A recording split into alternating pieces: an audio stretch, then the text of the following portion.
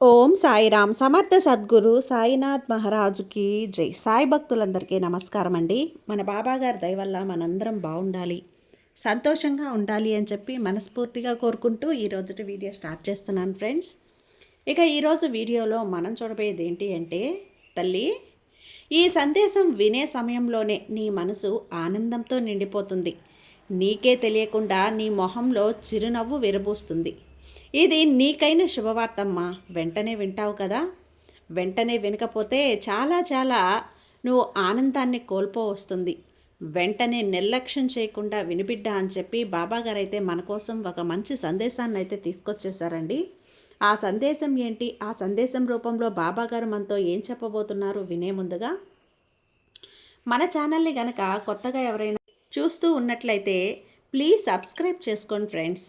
Video నచ్చితే కనుక like చేయండి, షేర్ చేయండి, కామెంట్ చేయండి, కొంచెం సపోర్ట్ చేయండి. ఇక వీడియోలోకి వెళ్ళబోయే ముందుగా ఒక్కసారి మనకు తెలిసిన గురువుగారండి. షిరిడి సాయిబాబా ఆశీస్సులతో జ్యోతిష్యం చెప్తున్నారు గురూజీ సుబ్రహ్మణ్యం రాజు గారు. నెంబర్ 1 వశీకరణ స్పెషలిస్ట్. వీరి మొబైల్ నెంబర్ 9908224144. ఎలాంటి ప్రాబ్లం ఉన్నా సరే కేవలం ఫోన్ ద్వారా పూజలు చేసి పరిష్కరించేస్తారు. నేరుగా వెళ్లాల్సిన పని లేదు. పర్సనల్గా మీట్ అవ్వాల్సిన అవసరం కూడా లేదు. ఉన్న చోటనే కదలకుండా, మూడో కంటికి తెలియకుండా మీ మొండి సమస్యలను సైతం మీరు పరిష్కరించుకోవచ్చు. ప్రేమ, పెళ్లి, ఉద్యోగం, రాజకీయం, విదేశీ ప్రయాణం, ధనం నిలకడగా లేకపోవటం, భార్యాభర్తల మధ్య గొడవలు, ఆస్తి తగాదాలు, అప్పుల బాధలు, స్త్రీలు పురుషులు ఎటువంటి గుప్త సమస్యలున్నా సరే నెంబర్ 1 వశీకరణ స్పెషలిస్ట్.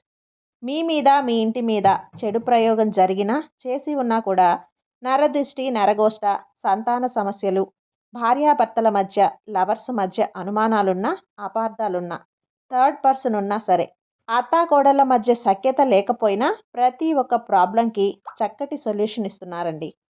మీ వివరాలన్నీ కూడా సేఫ్ అండ్ సెక్యూర్గా ఉంచుతారు. మీకే కాదు, దేశ విదేశాల్లో ఉన్నవారు ఎలాంటి ప్రాబ్లమ్స్నైనా సరే పరిష్కరించుకుంటున్నారు. ఎంతోమంది విదేశాల్లో ఉన్నటువంటి వారు, దిక్కుతోచని పరిస్థితుల్లో, అయోమయ స్థితిలో ఉన్నవారు ఇప్పుడు గురువుగారికి కాల్ చేసి వాళ్ళ ప్రాబ్లమ్స్ని సాల్వ్ చేసుకొని ఈరోజు హ్యాపీగా లైఫ్ లీడ్ చేస్తూ చాలా సంతోషంగా ఉన్నారు. కాబట్టే స్క్రీన్ మీద ఉన్నటువంటి నెంబర్కి ఒకసారి కాల్ చేయండి. మీ ప్రాబ్లంని గురువుగారితో పంచుకోండి. ఖచ్చితంగా గురువుగారు మీ ప్రాబ్లంకి సొల్యూషన్ చూపిస్తారు. ఇక వీడియోలోకి వచ్చేస్తే, బిడ్డ, ఈ శుభవార్త వింటున్న సమయంలోనే నీ ముఖంలో ఆనందం వస్తుంది. ఖచ్చితంగా నువ్వు ఆ ఆనందాన్ని అనుభవించి తీరాలమ్మా. ఎన్నాళ్ళగానో నాకు కష్టాలు తప్ప ఏ శుభవార్త నేను వినలేదు బాబా, నా కోసం ఏదైనా ఒక శుభవార్త అందించరా అని చెప్పి నువ్వు ఎంతగానో నన్ను వేడుకున్నావు కదా. అందుకే ఈరోజు నా బిడ్డకి సంతోషాన్ని, ఆనందాన్ని రుచి చూపించాలనే ఉద్దేశంతోనే ఈరోజు ఈ శుభవార్తను నీ ముందుకు తీసుకొచ్చాను. తప్పకుండా ఈ శుభవార్తని విని తెలుసుకో. ఎప్పుడూ కూడా చెడు మార్గాన్ని ఎంచుకోవద్దని, కొంచెం కష్టంగా ఉన్నా సరే మంచి మార్గంలోనే నడవడం ద్వారా మంచి కర్మలు మాత్రమే ప్రాప్తిస్తాయని, దాని ద్వారా మన జీవితంలో ఉన్నత శిఖరాలకు మనం అధిరోహించవచ్చు, ఎప్పుడూ కూడా సంతోషంగా ఉండవచ్చు అనేదే కదా నేను ఎప్పుడూ నీతో చెప్తూ ఉన్నాను. ఈ ఉద్దేశాన్ని నేను ప్రతిసారి కూడా నీకు చెప్తూ ఉన్నాను.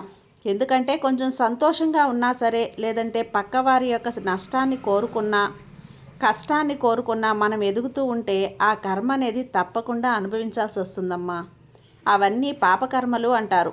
ఆ పాపకర్మల యొక్క ప్రభావం నీకు జీవితంలో పడుతుంది. అలాంటి కష్టాలు మీకొద్దు, అది పగవాడికి కూడా రాకూడదు అనేటువంటి అత్యంత భయానకరమైన కష్టాలు అనుభవించాల్సి వస్తుంది. అలాంటి పరిస్థితి ఎప్పుడూ కూడా నా బిడ్డలైన మీకు ఎప్పుడూ రాకూడదు. ఏది మంచో ఏది చెడో, మనం ఎటువైపు వెళ్ళాలో కూడా ఎప్పుడూ కూడా నేను నిర్దేశించేటువంటి ఈ మార్గంలో నువ్వు ఎప్పుడూ ఉండాలి. ప్రతి ఒక్కరికి కూడా అది మీకు అందరికీ తెలిసేలా నేను ఈ సందేశాలన్నీ కూడా పంపుతూ ఉన్నాను. అయితే ఈరోజు ఒక గొప్ప శుభవార్తనైతే మీ ముందుకు తీసుకొచ్చాను. మరి ఏంటి ఆ శుభవార్త బాబా అంటే, సాక్షాత్తు మీ తండ్రి అయిన ఈ సాయి మాటల్లో మీరు విని తెలుసుకోవాలని చాలా ఉత్సాహంగా ఉన్నావు కదమ్మా. అయితే విను, అతి త్వరలోనే నీకు కావలసినవి దొరకబోతున్నాయి. అందుకు మంచి సమయం కూడా ప్రారంభమైపోయింది. ఇక వెంటనే నీ దిగులంతా కూడా మాయమైపోతుంది. అప్పటి వరకు కొంచెం శ్రద్ధ సబూరితో ఉండాల్సి వస్తుంది. నువ్వు ప్రతిరోజు కూడా నా దగ్గరకు వచ్చి, బాబా, నా చిన్నప్పటి నుంచి కూడా నేను మిమ్మల్ని ఎన్నెన్నో అడిగాను. నా ప్రతి కోరిక మీ పాదాల దగ్గర ఉంచాను. మీరు నా ప్రతి కోరిక నెరవేర్చారు కూడా.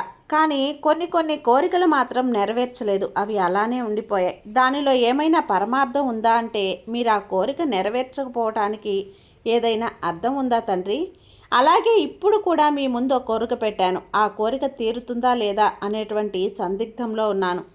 ఈ ప్రశ్నకు సమాధానం ఇవ్వగలవా బాబా? అవును తల్లి. చూడు, అందుకే ఇప్పుడు నేను నీకు సమాధానం చెప్పబోతున్నాను. శ్రద్ధగా విను. చూడు బిడ్డ, నేను ఏ కోరికలైతే నీ జీవితంలో నెరవేర్చలేదో వాటి ద్వారా నీకు నష్టం అనేది అంతా ఇంత కాదు. ఆ కోరికలు నెరవేరితే నీకు నష్టం జరుగుతుందమ్మా. అందుకే వాటిని నీకు నెరవేర్చలేదు. నువ్వే అన్నావు కదా, నీ ప్రతి కోరిక నేను తీర్చాను అని. ఎందుకో తెలుసా? అవన్నీ న్యాయమైనవి, నీకు ఉపయోగపడేవి, నీ భవిష్యత్తులో ఇంకా ఆనందాన్ని నీకు రెట్టింపు చేస్తాయి. అందుకే ఆ కోరికలు నెరవేర్చాను. మరొక విషయం బిడ్డ, ఇప్పుడు నువ్వు నా దగ్గర ఒక ప్రార్థన పెట్టావు. ఆ ప్రార్థనయే నీ భవిష్యత్తును మారుస్తుంది.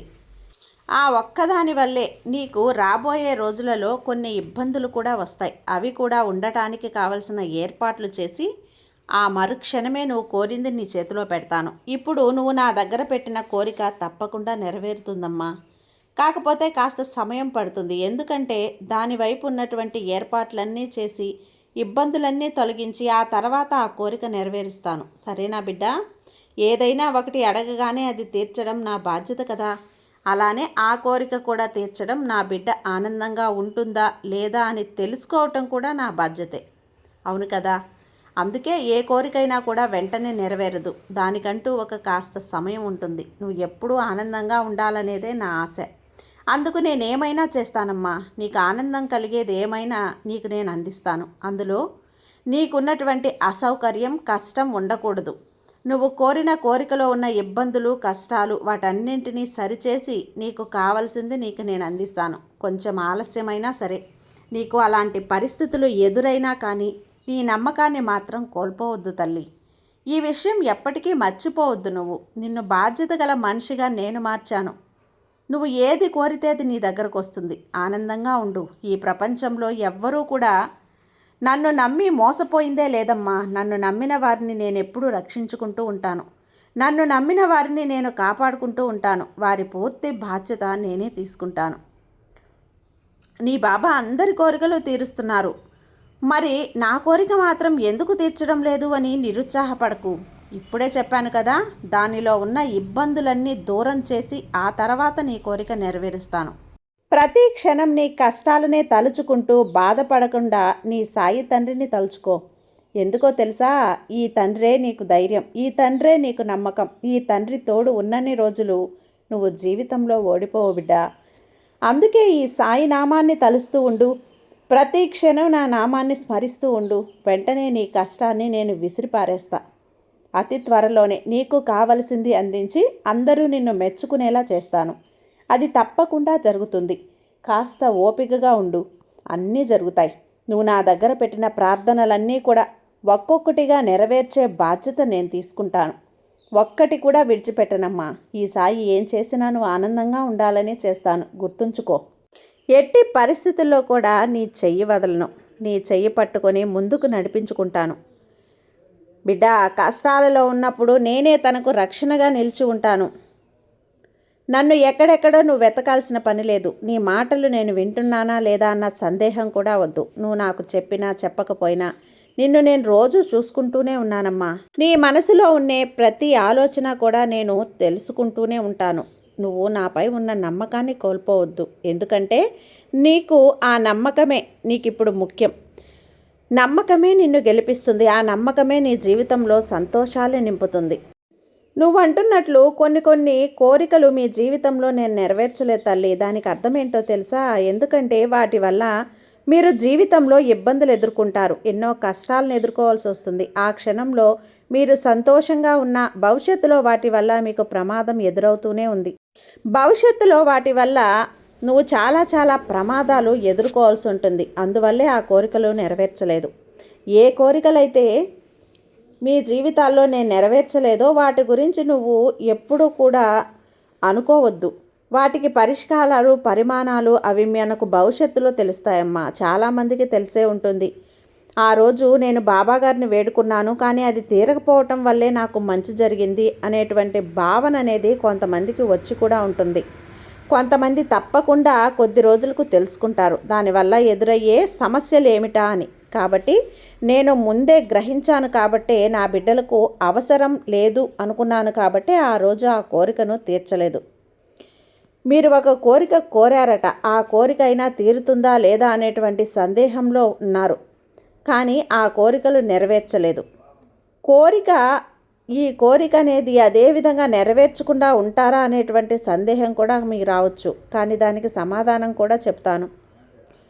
మీ కోరికలో ఉన్న ఇబ్బందులు చాలా ఉన్నాయి, అదేమో వాస్తవమే. కానీ జీవితానికి ప్రమాదం కాదు తల్లి. తప్పకుండా ఆ కోరిక నేను నెరవేరుస్తాను. అయితే దానికంటూ నాకు కొంత సమయం కావాలి. దానికంటూ నిర్దిష్ట కాలం అనేది వస్తుంది. అప్పుడు తప్పకుండా ఆ కోరిక అయితే నెరవేరుస్తాను. కాబట్టి నువ్వు ఇక నుంచి దేని గురించి కూడా దిగులు పడాల్సిన అవసరం లేదు. నీ భారమంతా ఈ బాబాపై మోపావు కదా, నీ భారాన్ని నువ్వు తగ్గించేసుకో. ఇక భారాన్ని నేను మోస్తాను. దాన్ని నీకు ఎలా నెరవేర్చాలి, ఆ సమయానికి నీకు ఏ విధంగా తీర్చాలి, భవిష్యత్తులో నీకు ఏదైనా ఇబ్బంది కలిగించే కోరికైనా మొరపెట్టుకున్నా సరే, నువ్వు తలకిందులుగా తపస్సు చేసిన ఆ కోరిక తీరదు. నీకు ఆ సమయానికి మంచిది అన్నీ కూడా చూసి నీకు అవసరమైన టైంలో అవసరమైన విధంగా నీకు ఆ పని అనేది జరిగేలా నేను చేస్తాను. కాబట్టి బాబా మీద ఎప్పుడూ కూడా నమ్మకంతోనే ఉండు. అపనమ్మకంతో అస్సలు ఉండవద్దు. బాబాని ఎప్పుడూ మర్చిపోవద్దు. తన బిడ్డల చేతిని ఎప్పుడూ కూడా నేను వదలనమ్మా. ధైర్యంగా ఉండు తల్లి, నీకు అంతా మంచిగా జరుగుతుంది. నీ సాయి నీకు తోడుండగా నీకు భయం ఎందుకు చెప్పు. సర్వే జన సుఖినో భవంతు. జై సాయిరామ్.